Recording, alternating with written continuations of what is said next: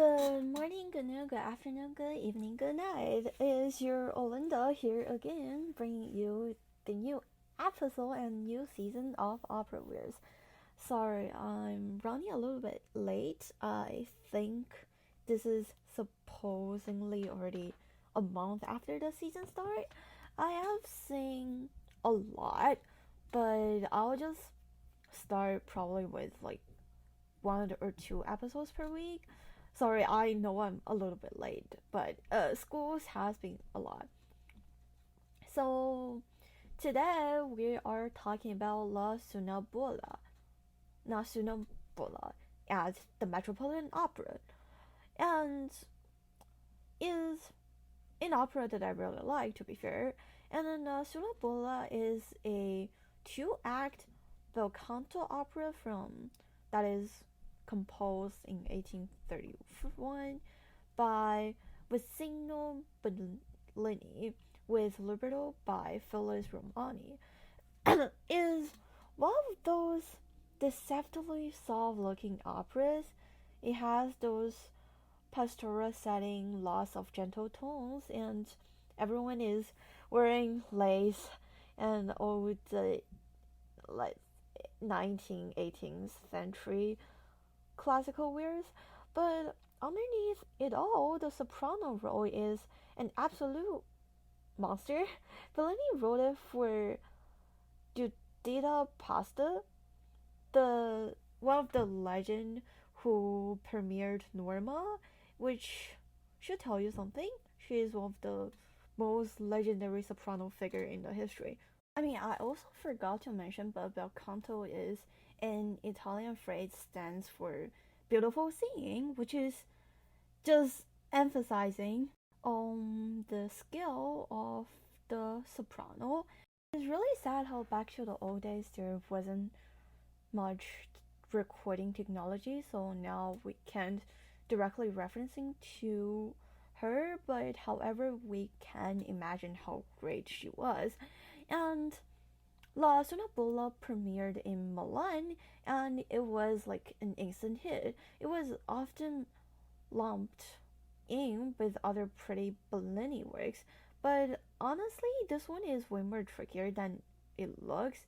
It doesn't have any big death scene that is common in the other 19th century opera. There isn't like war nor witch trial. It's just when women and when dream and a village full with idiots. Right.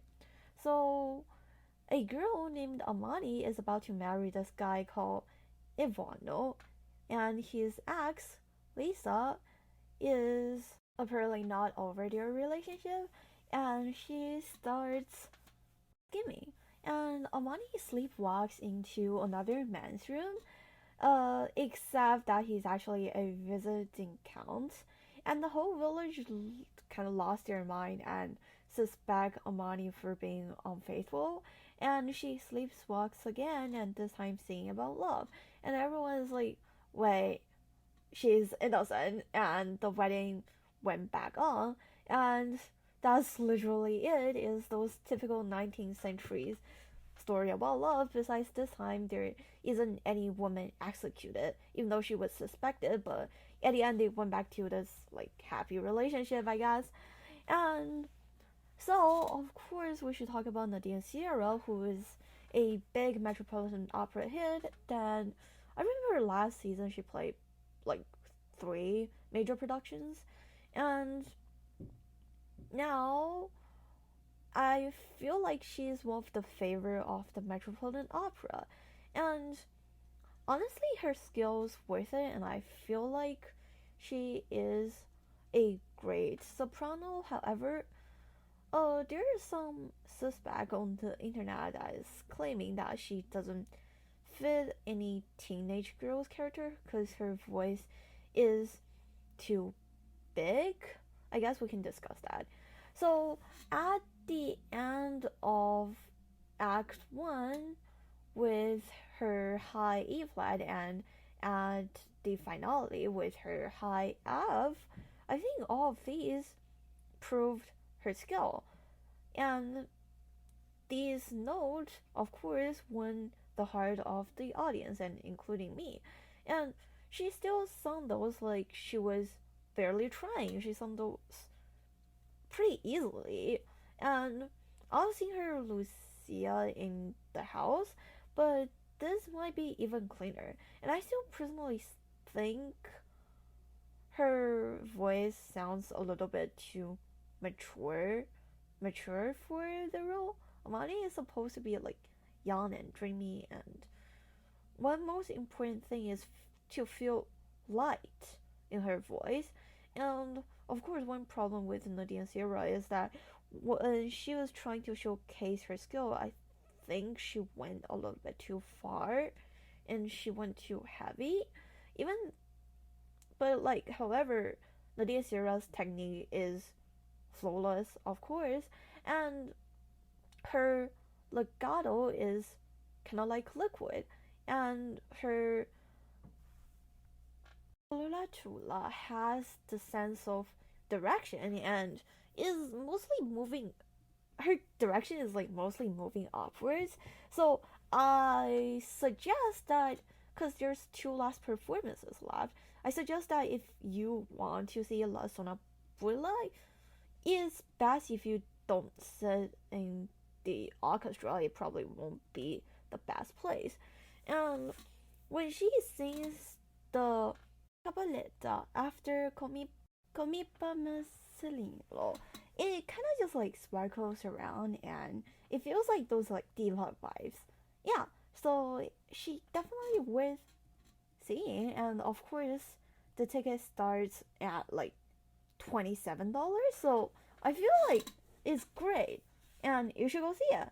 And Alvino was played by Sabir Amdraga, and his voice surprised me. I wasn't going there expecting too much because he debuted in 2023 and I was there for his La Illusa di Amore, and I feel like during the past years he improved a lot and he sounds brighter and make more impact in the house. And especially off to top, sometimes he felt emotionally disconnected. Like the phrasing was floating above the scene, but however, is just somewhat a performative problem, I guess. And I feel like that's a common problem around that's a common problem that is demonstrated in this entire opera, is that the singers focus more on themselves instead of the opera. They're not trying to blend themselves together in any form of the art, but rather their first and initial target is always to project their voice and make themselves seem impressive, but sometimes that is a bad signal of losing a little bit of control over the scene. Yeah. And Lisa was played by Sydney Mancasawad, who sounded great, and I kind of wanted her to go more evil. She seemed too sweet, you know. And if she do that, the level of drama of this opera would definitely elevate it a lot. And we have Alexander Vinogradov as the Count Rudolph, and there wasn't much to mention here since he wasn't technically one of the main characters. Yeah, he sounds great, but yeah, I don't think I have anything to say, but he is just enough for the role, I guess. Is those kind of like slow nobleman tone.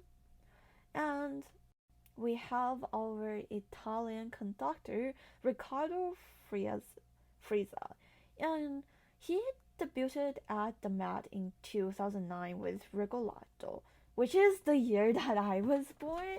I have a mixed feeling towards him because he is pretty much experienced, and I think that's one of the problem because he bring too much of his past experience to this opera, and especially is Bellini's work instead of like Verdi and Puccini that requires a lot of tension.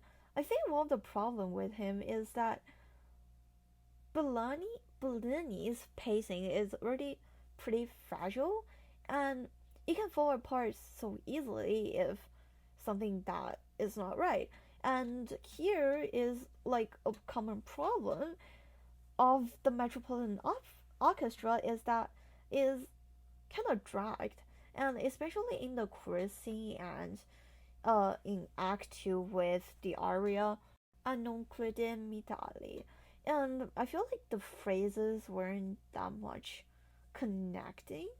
Like sometimes it's pretty much isolated, even though it's supposed to be a Canto work that is supposedly beautiful, and I think that is there that the voicing of the orchestra is missing, and apparently that's kind of like a problem. Or on the other hand, maybe he is trying to let the singer breathe, but still, I don't feel like he is much the great choice of conductor for Bellini's work.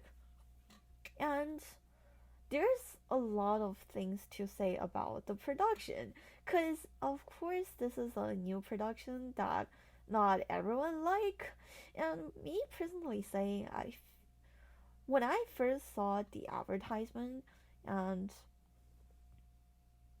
I was expecting it to be somewhat of a minimalism work, because if you look at madopera.com.org for the page of this opera for this season, it looks like a old white room with people with like black and white wearing, and this weird white box room that is on stage just feels like weird, even though he kept the Swiss Alps setting technically, but this giant snow mountain projection in the back and a dancer's version of Inter Amani is like floating around barefoot, and of course Amani was like walking around and I guess desire for freedom, and I absolutely respect the symbolism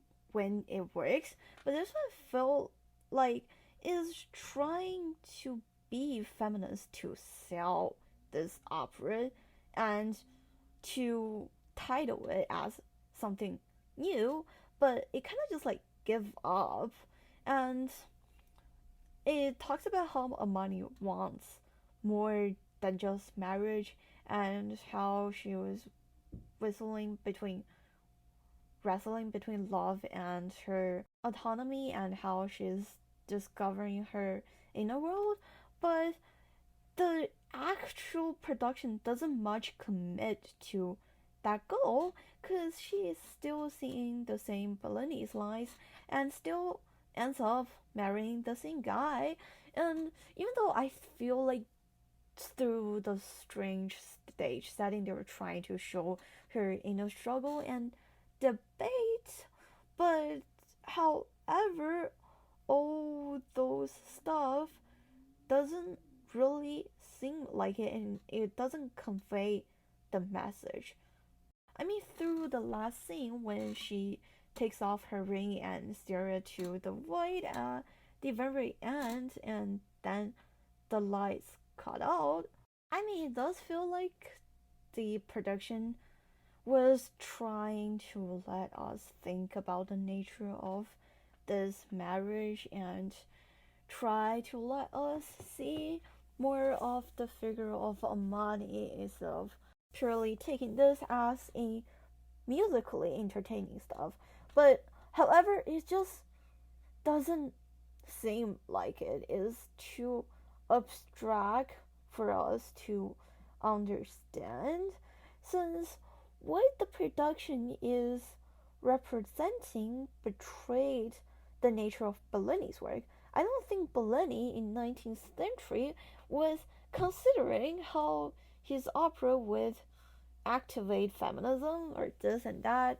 I feel like what Bellini was trying to portray in the 19th century background was more like how this pure girl figure who was misunderstood by other women and the the world around her, but still she remained faithful to her future husband and this and that. So she reclaimed her purity, right? That's what this opera was trying to say. But however, the stage production just was on the complete contrary side. It was trying to let us think, but I feel like the direction they're going is wrong. I feel like if they do a production that is critiquing the perspective that the society have on women and the expectations, that might be great. But however, here I feel like they're just going off rail. And something I don't like either was the crowd scenes, and is the one that we can see from the Metropolitan Opera's page. It's like having a bunch of people standing upstairs on the second floor on the Alps mountain that they portray, with our main figures down on the first floor, is too crowded for this already small stage setting. They crammed about like 50 people into the second floor, and it's just everywhere. It's too much for us to gather so much detail with these large crowd scene. I feel like one purpose of the crowd scene is to make you feel fancy or make you react to something. But here it went on the complete opposite way. The crowd feels just like a burden, is adding some unnecessary thing that will break our attention to the scene. And as audience, I actually feel like out of breath for this amount of people to be on stage. I don't know where should I focus. And this visual clutter just completely neutralized some of the supposedly emotional moments, right? And even during the non credimi Miladi, where Amani is supposed to be alone in her terrace, and like there's still a faux crown that is hanging around in the back. And so I'll be honest, I feel like the singers are great. They definitely worth your ticket, but I don't know about the stage setting. If you've seen other production before, you probably won't like it. Like you'll probably have the same reaction like me. You probably won't like it. And however, Sierra really worth seeing, and the Bill Canto was great. I feel like she was able to demonstrate the complete herself and her singing techniques onto the stage. And I just want to say I don't mind doing new productions, but it this one, I feel like the money that the Met spent on this new production of La Sonnambula can definitely go somewhere better, I guess. Cause this production, I don't know, I I I I feel like it just doesn't worth it. Yeah, and I feel like that's one of the wrong stuff that a lot of our society, not only the Metropolitan Opera, is going to. We spend too much of our resources into something that seems deep but doesn't stand up to scrutiny. And yeah, I don't think I have other words to say because that's probably it. And my next episode will be about Don Giovanni. Yeah, something that I want to write for so long. And thank you so much for listening. And as always, if you have any questions, comments, opinions on what I said, or just want to talk to me, please email me at olindatown@gmail.com. It is AULINDATANG@gmail.com. Thank you for thank you so much, and see you in my next episodes. And I'm really looking forward to some operas that will be played in December. And also, just another word or two, a lot of my friends went to Carmen, which is the production that they inherited from last year, yeah. And none of them liked the new production. Yeah. We all think the new production of Carmen kind of destroyed it. Yeah. That's it. Thank you so much. And I'll probably have my next episode posted on Sunday or Saturday. Thank you.